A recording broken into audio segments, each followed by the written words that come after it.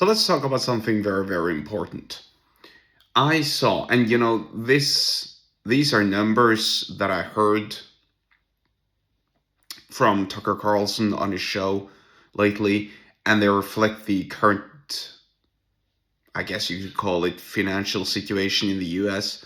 But there is a reason to believe that they actually apply across most, if not all, of the Western Hemisphere. So, with that in mind, just know that these numbers, well, whilst they're unique to the United States, they're probably not unique to the general trend across, I wouldn't say most of the globe, really, but especially in the Western Hemisphere. So here's what I'm getting at.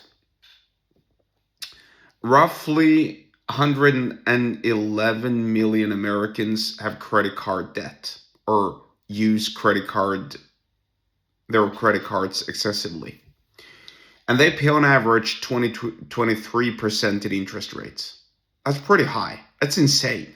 I mean, if you want to borrow money, do you want to pay 23% in interest if you can choose not to? Of course not. So it's not like people are having any choice.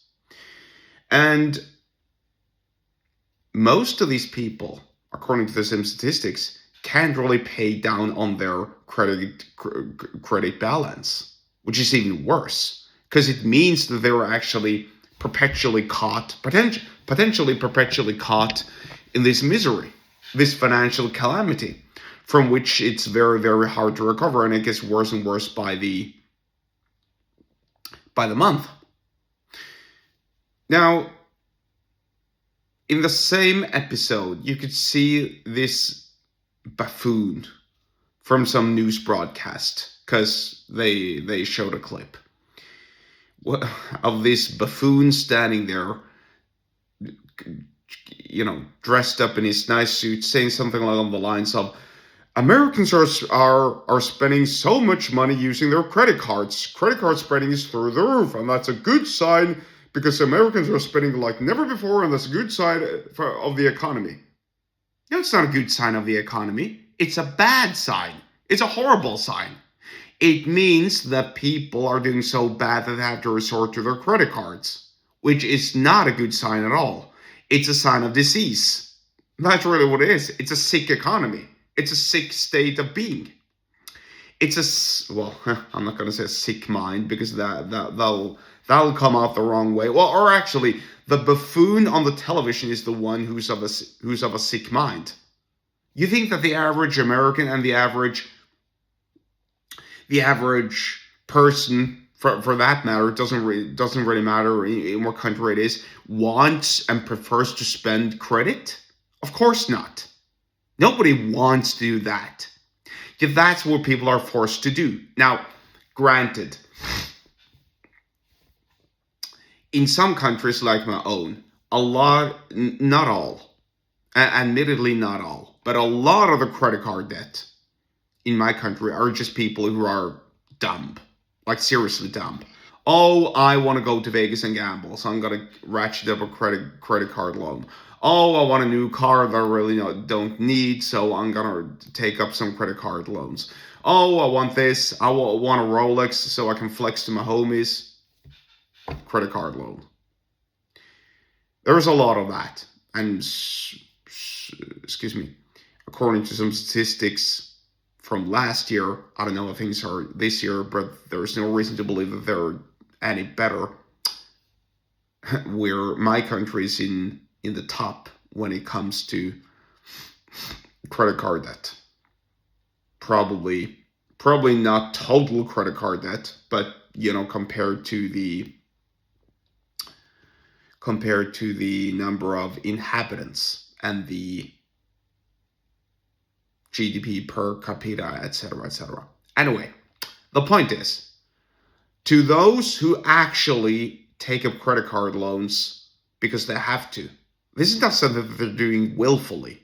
I mean, personally, I have credit cards too. I use credit cards actually, not because I can't afford to use my regular debit cards, but because I can gain points or build up some credit. Excuse me, not build up credit, but build up points. right? You have these schemes, you have these plans, these schedules, whatever you want to call them. That's something different. That's what I'm doing deliberately so that I can, get stuff for free. Why wouldn't I do it if I can? That's different. That's actually very, very smart.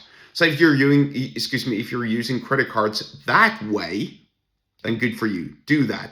That's the only reason that, and if you're going to some dubious third world place and and you want to buy something and they're bringing out, I don't know, like a shabby, worn down payment terminal from behind some dark nuke, it's probably, well, I'm not going to say probably, but it might be a scam.